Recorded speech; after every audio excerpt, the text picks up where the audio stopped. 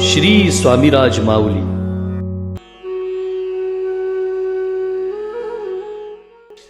अगदी लहानपणीच त्यांचं पितृछत्र हरपलं. त्यांच्या थोरल्या भावाने त्यांना शाळेत घातलं, पण शाळेत काय त्यांचं मनच रमत नसे. कृष्णेच्या काठावरती ते फिरत असत. तेथील मठ मंदिरामध्ये जाऊन ते भजन करत.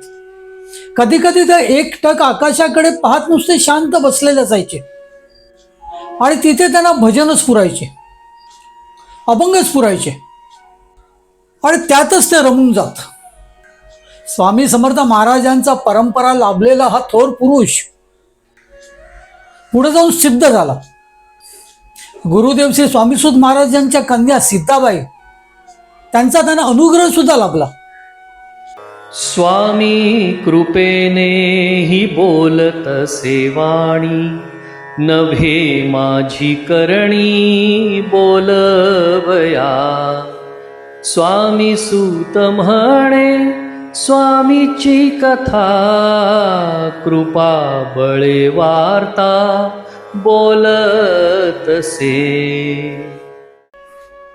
नमस्कार भक्तगणो, श्री स्वामीराज माऊली या आपल्या लाडक्या यूट्यूब चॅनलमध्ये मी मिलिंद पेळगावकर अगदी नेहमीप्रमाणे तुमचं खूप खूप स्वागत करतोय.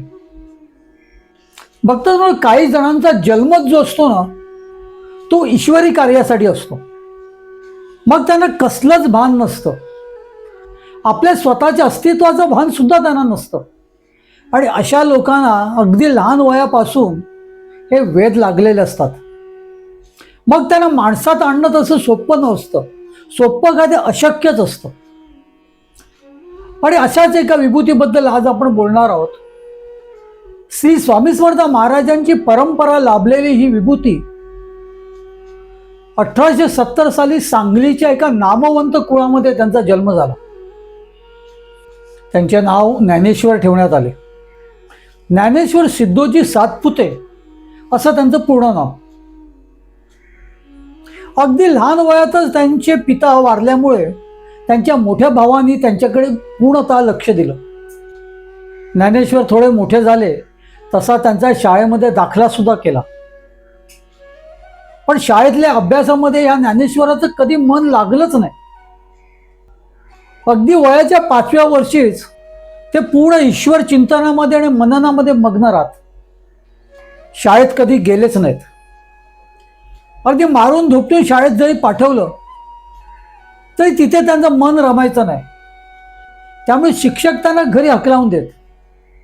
मग काय, ज्ञानेश्वर कुठच्या तरी मंदिरामध्ये, कुठच्या तरी मठामध्ये जाऊन ईश्वराचं चिंतन करत बसायचा. आणि एवढंच नाही, या चिंतनामध्ये कधी कधी त्याला स्वतःचे काय ते अभंगच पुरायचे. ते तो अभंग गात तिथे मग्न राहायचा. कृष्णेच्या काठावरती भजन करत फिरायचा. अगदी आपल्यातच राहणारा हा छोटासा मुलगा एके दिवशी ह्या कृष्णेच्या ताट्यावरती फिरता फिरता एका रामदासी बुवांची नजर त्याच्यावरती पडली. रामदासी बुवांना त्याचं फार कौतुक वाटलं. ते त्याला स्वतःच्या आश्रमात घेऊन गेले आणि तिथे या छोट्या ज्ञानेश्वराला त्यांनी राम नामाचं चिंतनात कसं मग्न व्हायचं, कसं राहायचं ते शिकवलं. हे रामदासी बुवा या छोट्या ज्ञानेश्वराला खूप पुराणातल्या कथा सांगत आणि त्यामुळे या छोट्या ज्ञानेश्वरावरती या रामदासी बुवांचे असे काही संस्कार झाले की त्याचं ते ईश्वरावरचं चिंतन मनन त्याच्यात तो आणखीन घुसला. या रामदासी बुवांच्या बरोबर जा नेहमी राहत असे. घरी गेलो तर घरची मंडळी बळे आपल्याला शाळेत पाठवती या भीतीने तो घरी सुद्धा जात नसायचा. घरची मंडळी मात्र त्याचा शोधाशोध करायची. पण त्यांना कधी असं कळलं नाही की हा छोटासा पोरगा रामदासी बुवांच्या मठामध्ये जाऊन बसतोय. ही बाब कधी त्यांच्या लक्षात सुद्धा आली नसावी. पुढे काही दिवसांनी तो सांगली स्टेशन जवळच्या चांगजी बुवांच्या मठामध्ये जाऊ लागला. या चांगजी बुवांच्या मठामध्ये राहून त्यांनी साधना आणि उपासना शिकली. हे चांगजी बुवा म्हणजे जंगली महाराजांचे शिष्य बरं का. स्वामी समर्थ महाराजांचे थोर भक्त जंगली महाराज. आपण त्यांच्यावरती एपिसोड करणार आहोत, अजून केलेला नाही आहे. पुण्याला शिवाजीनगरला जर तुम्ही उतरलात तर तिथे जंगली महाराज समाधी आहे. हे जंगली महाराज स्वामी महाराजांचेच भक्त. आणि ह्या जंगली महाराजांचे शिष्य हे चांगजी महाराज, त्यांच्या मठात हा छोटा ज्ञानेश्वर नेहमी जात असे. हळूहळू तो तिथेच जाऊन राहू लागला. आणि इथेच या छोट्या ज्ञानेश्वराची स्वामी समर्थ महाराजांच्या भक्तीशी नाळ जडली. काही दिवसांनी या घरच्या मंडळींना समजलं की हा ज्ञानेश्वर रामदासी बुवांच्या मठामध्ये असतो. त्या रामदासी बुवांच्या मठात गेले तोवर उशीर झालेला. रामदासी बुवांचा मठ त्यांनी कधीच सोडला होता, कारण हा छोटा ज्ञानेश्वर आता चांगजी महाराजांकडे राहत होता. पुन्हा त्याच्याबद्दलची शोधाशोध झाली. त्याचे थोरले भाऊ त्यांना नेहमी असंच वाटायचं की आपला भाऊ शाळेत जावा, चांगलं त्यांनी शिक्षण घ्यावं, कोणतरी मोठा अधिकारी व्हावं. पण ज्ञानेश्वराच्या ते रक्तातच नव्हतं, त्याचा तो पिंडच नव्हता. आणि वर त्याला भीती तर होतीच की आपला ठाव ठिकाणा जर आपल्या घरच्यांना समजला तर ते थेट आपल्याला पुन्हा शाळेत पाठवतील. आणि भक्त मंडळी, काही दिवसांनी तसंच घडलं. जेव्हा ज्ञानेश्वराच्या थोरल्या भावाला समजलं की हा चांगजी बुवांच्या मठामध्ये जाऊन राहिलेला आहे, त्यावेळेला त्यांनी थेट चांगजी बुवांच्या विरुद्ध पोलीस कंप्लेंट केली, पोलिसांमध्ये तक्रार केली. पोलीस आले. त्यावेळेला चांगजी बुवाने सांगितलं, मी काय याला इथे बळजबरीने इथे थांबवलेलं नाहीये, त्यांनी कधी इथून जावं. पण ज्ञानेश्वर काय ऐकेना. तो घरी यायला तयारच नव्हता. अखेर त्याच्या वागण्याचा त्याला धाक बसावा म्हणून त्याच्या भावाने त्याला पोलिसांच्या मदतीने पोलिसांची भीती दाखवली. पोलिसांमार्फत त्याचे हातपाय बांधून त्याला पोलिसांच्या गाडीमध्ये बसून त्याला पोलीस स्टेशनमध्ये नेण्यात आलं. तिथे हा छोटा ज्ञानेश्वर अगदी ईश्वरी चिंतनामध्ये मग्न होता. हातपाय बांधलेले होते. पोलीस स्टेशनमध्ये त्याचा भाऊ आणि इतर सर्व लोक पोलिसांसहित सर्वजण त्याला वेगवेगळ्या प्रकारे समजवत होते. पण छोट्या ज्ञानेश्वराचं तिथे लक्ष सुद्धा गेलं नाही. आणि हे सगळं चालत असताना एक काहीतरी अद्भुतच घडलं बरं का, अद्भुत. या सर्व मंडळींच्या आणि पोलिसांच्या समोरच त्याला पोलिसांनी एक भीती दाखवण्यासाठी त्याचे हातपाय जे काय दोरखंडांनी बांधले होते त्या गाठी सगळ्या आपोआप सुटत गेल्या. छोट्या ज्ञानेश्वरांनी जरा सुद्धा हालचाल केलेली नव्हती आणि त्याचे हातपाय मुक्त झाले. हे पाहता सर्वजण घाबरले बरं का. हे काय झालं? आपल्या डोळ्यात देखत या छोट्याशा पोराचे बांधलेले हातपाय त्याच्या गाठी कशा काय सुटत गेल्या आणि कसं काय त्याचे हातपाय मोकळे झाले हे कोणालाही कळेनासं झालं. पोलीस तर घाबरलेच. त्यांनी त्याच्या भावाला सांगितलं, तुम्ही ह्याला घेऊन जा, तुम्ही त्याला तुमच्या परीने समजवा, पण आम्ही त्याच्याबद्दल काय करणार? हा लहानसा मुलगा आहे, ह्याला धड कोठडीत सुद्धा टाकू शकत नाही.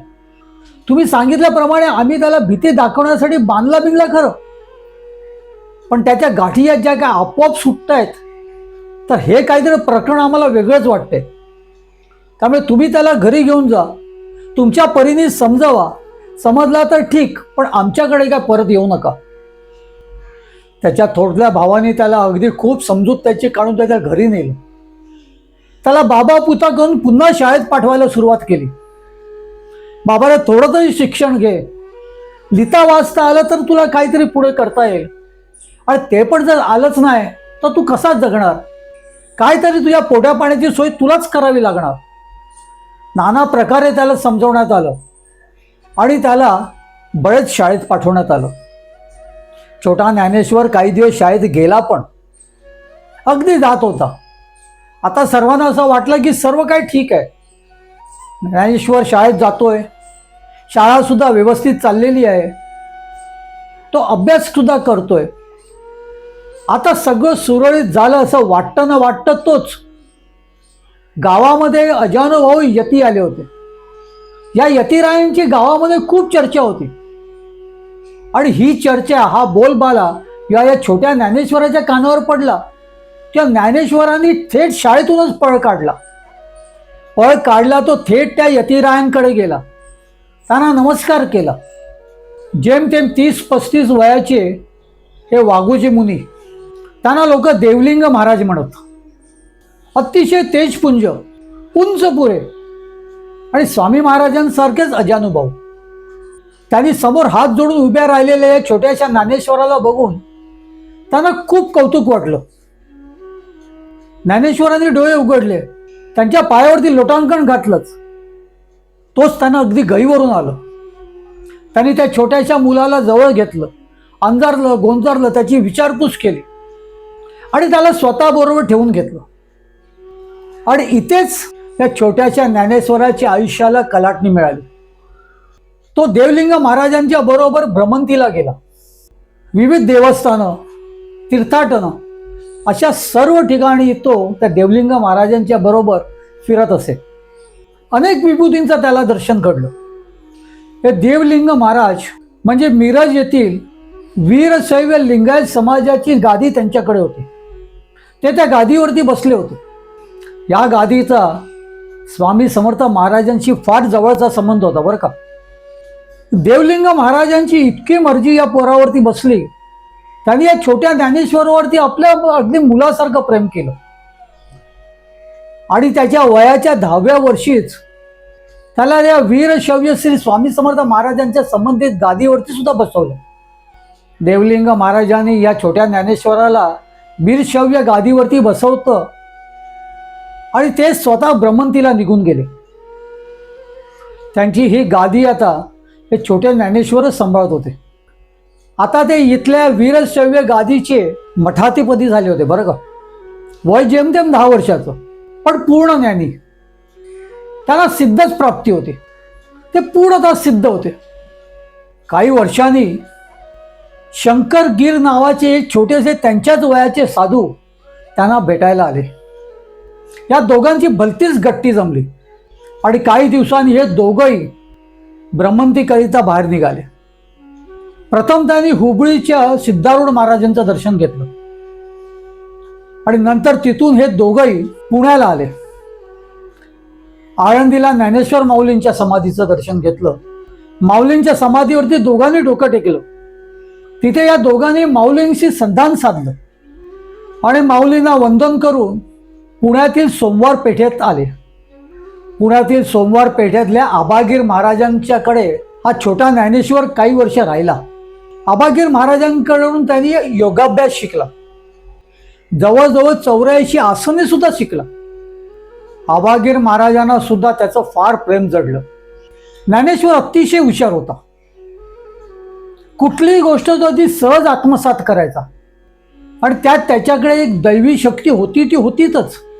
त्यामुळे आबागीर महाराजांनी त्याला खूप जवळ केलं.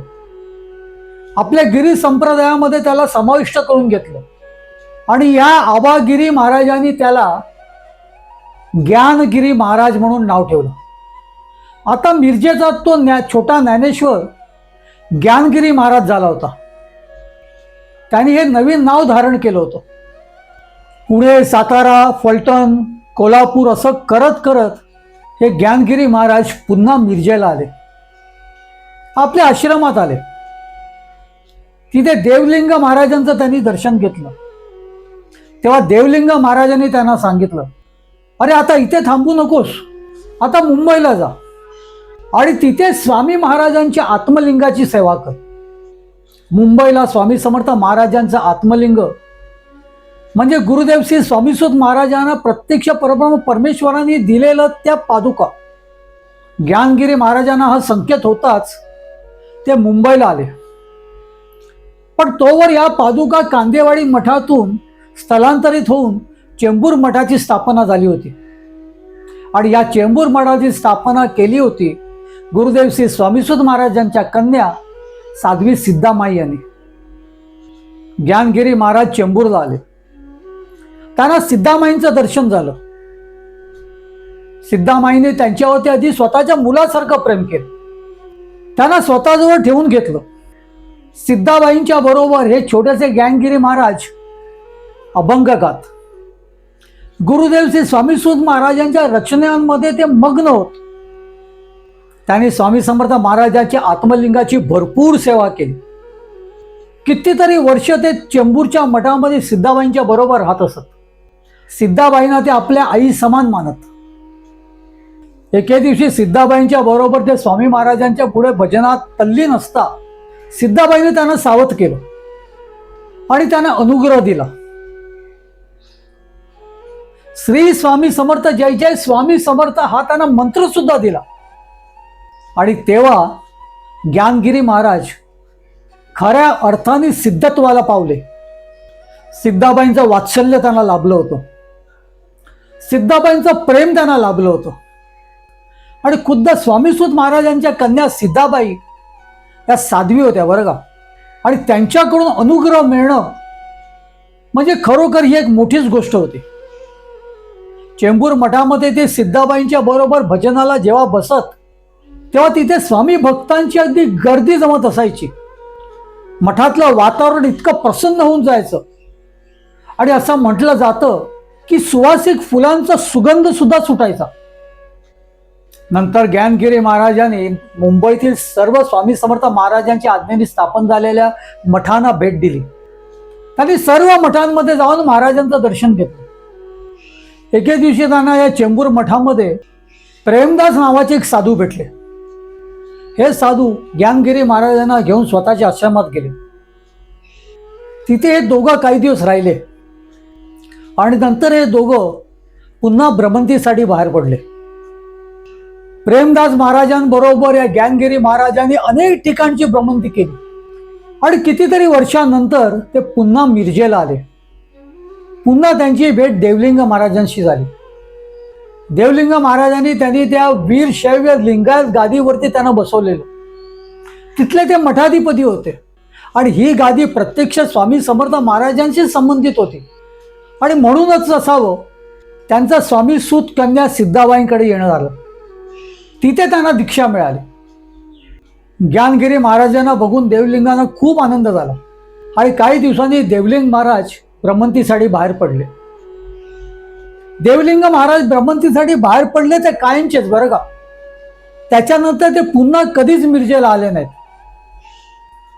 ते कुठे गेले, त्यांनी कुठे समाधी घेतली हे आज तगायत कोणालाही माहिती नाही आणि अज्ञातच आहे. पुढे ज्ञानगिरी महाराज करवीरला गेले, कोल्हापूरला गेले. तिथे ते नारायणदास महाराजांच्या सेवेत राहिले. हे नारायणदास महाराजांवरती अलीकडे आपण एक एपिसोड केलेलाच आहे. नारायणदास महाराजांनी अगदी देह ठेवेस्तोवर ते त्यांच्या सेवेत होते. पण त्याच्यानंतर सुद्धा नारायणदास महाराजांचे शिष्य मौनी महाराज त्यांच्या सेवेत सुद्धा ते राहिले. नारायणदास महाराजांच्या समाधी सोहळ्यात ज्ञानगिरी महाराज उपस्थित होते बरं का. इथे त्यांची खरातांशी भेट झाली. श्री स्वामी समर्थ महाराजांकडे खरात गेले होते आणि तेव्हा त्यांना स्वामी महाराजांनी चांबड्याच्या पादुका दिल्या होत्या, चर्म पादुका. आज त्या पादुका सुद्धा खरातांकडे आहेत.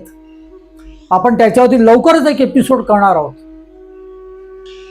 खरातांचा आणि त्यांचे फार जवळचे स्नेहाचे संबंध होते.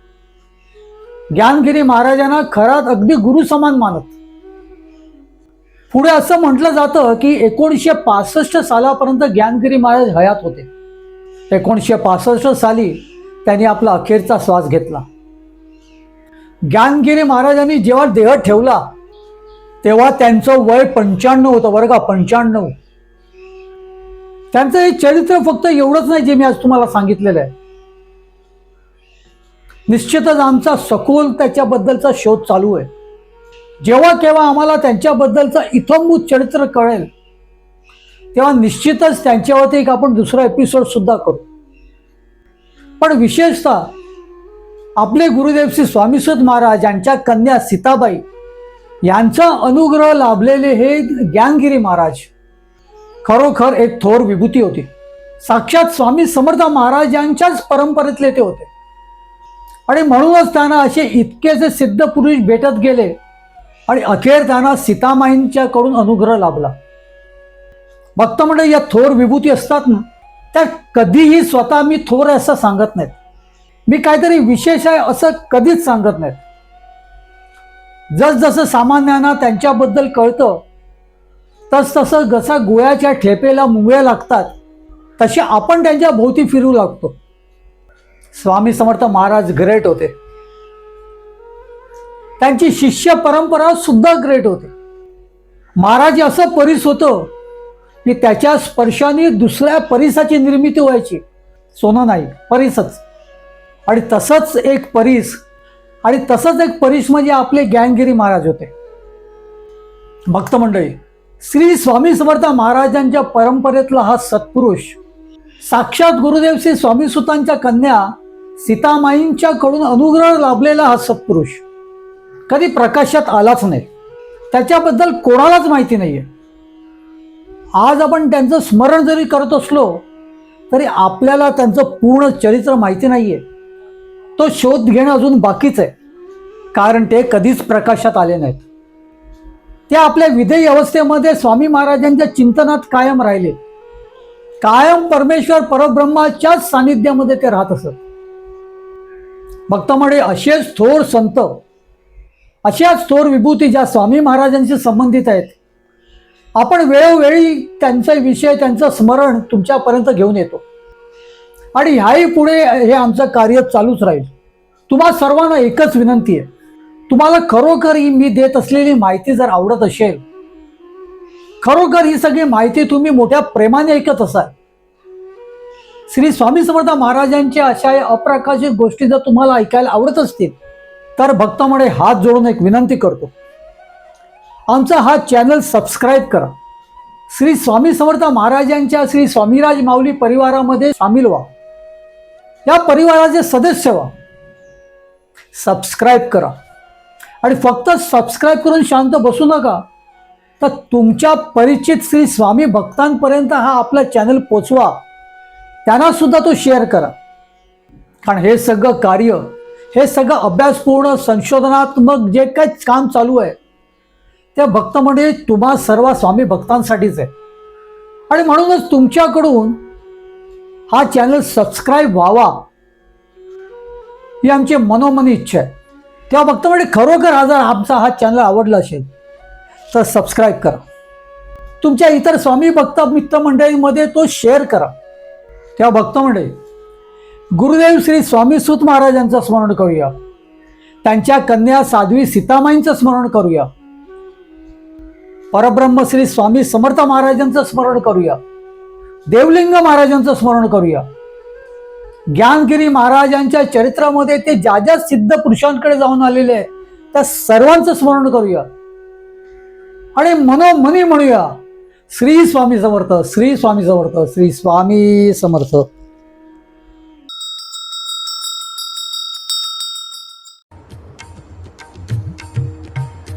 स्वामी देई हेची दान, नित्य चरणाचे दर्शन, चरणाचे दर्शन, नित्य चरणाचे दर्शन. मज नको धन दारा, तुझ्या चरणी द्यावा थारा, चरणी द्यावा थारा, तुझ्या चरणी द्यावा थारा. मज ठेवावे भिकारी, सुखे करीन चाकरी, सुखे करीन चाकरी. तुझे नाम माझी जोड, मुखी राहो तेची गोड, राहो तेची गोड, मुखी राहो तेची गोड. स्वामी देई हेची दान, नित्य चरणाचे दर्शन, चरणाचे दर्शन, नित्य चरणाचे दर्शन. तुझ्या चरणी माझा माथा, ऐसे करी दीनानाथा, ऐसे करी दीनानाथा. तुझ्या नामी लागो छंद, मज द्यावे दासपद, द्यावे दासपद, मज द्यावे दासपद. स्वामी देई हेची दान, नित्य चरणाचे दर्शन, चरणाचे दर्शन, नित्य चरणाचे दर्शन. सुत मागे हेची दान, सुत मागे हेची दान. तुझ्या चरणी होऊलीन, तुझ्या चरणी होऊलीन. स्वामी देई हेची दान, नित्य चरणांचे दर्शन, चरणांचे दर्शन, नित्य चरणांचे दर्शन. मज नको धन दारा, तुझ्या चरणी द्यावा थारा, चरणी द्यावा थारा, तुझ्या चरणी द्यावा थारा. स्वामी देई हेची दान, नित्य चरणांचे दर्शन, चरणांचे दर्शन, नित्य चरणांचे दर्शन. स्वामी देई हेची दान, स्वामी देई हेची दान, स्वामी देई हेची दान.